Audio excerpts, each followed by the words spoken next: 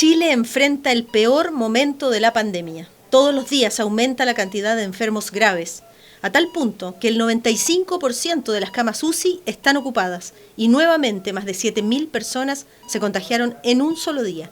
Si pensamos que el 15% de ellos se agravará tanto como para ser internado, los hospitales están al borde de una crisis.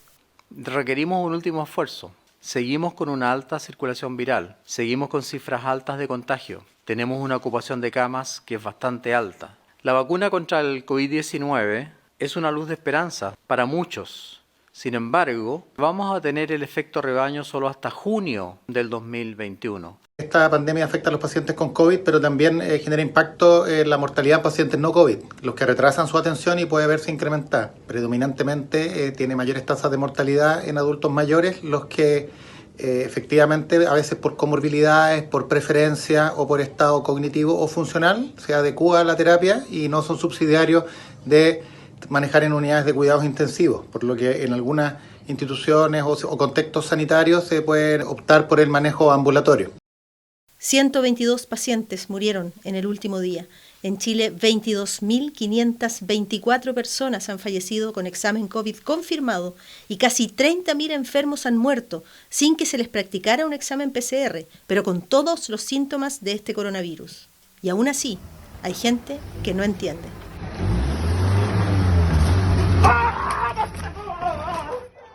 En plena cuarentena en Los Ángeles surgió una denuncia. Más de 30 personas participaban en un culto religioso. Una patrulla militar llegó a fiscalizar, pero el pastor simuló un atropello con tal de evadir el control y todo terminó en una pelea, con el falso atropellado lanzando golpes contra un militar. Pero la Corte Suprema le dio un espaldarazo a los cultos religiosos. Fue mucho más allá del Ministerio de Salud y autorizó las ceremonias religiosas en cualquier fase del plan paso a paso. Desde este jueves, casi 14 millones de personas en nuestro país están bajo cuarentena total, pero el confinamiento obligatorio no ha logrado el objetivo de reducir la circulación de la gente para evitar que este virus siga pasando de persona en persona. Cuando sacan el permiso único colectivo, tienen que establecer la esencialidad del trabajador y esa esencialidad debe ser corroborada con el contrato de trabajo o un certificado que señale lo mismo. Y eso es lo que se está fiscalizando en la calle y quisiéramos recordar a aquellos empleadores que hacen ir a comunas en cuarentena a trabajar personas en trabajos que no son esenciales, que también se comete un delito sanitario. ¿Dónde presentar las denuncias anónimas? En www.denunciasegura.cl. Mucha atención a contar de este sábado 27 de marzo, 17 comunas del país, desde Antofagasta a la Araucanía, pasarán a cuarentena total, incluida toda la región metropolitana, y este fin de semana las cortinas del comercio estarán completamente cerradas. Solo habrá delivery y no se autorizarán permisos individuales. Así partirá el confinamiento obligatorio para millones de chilenos más. A partir del sábado también van a retroceder a Transición, Alto del Carmen, Santa María, Papudo, Río Claro, Gualañé, Curepto y Curaco de Vélez. Y desde el lunes 29 de marzo avanzarán a Preparación, Paredones en O'Higgins y Lolol y Ningüe, en la región de Ñuble.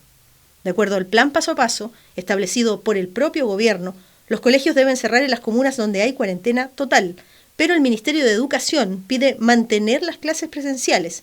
En Chile, 176 niños y niñas han presentado el síndrome inflamatorio post-COVID y 3 de ellos murieron. El ministro Raúl Figueroa opina que este síndrome es muy infrecuente y es partidario de mantener los colegios abiertos aún en fase de cuarentena. El coronavirus afecta en mucho menor medida a los niños y jóvenes. Se contagian, es cierto, pero tienen una tasa de incidencia mucho menor y los que se contagian no corren mayor riesgo en términos vitales. Preocupa también la circulación de algunas variantes de este COVID-19 en Chile.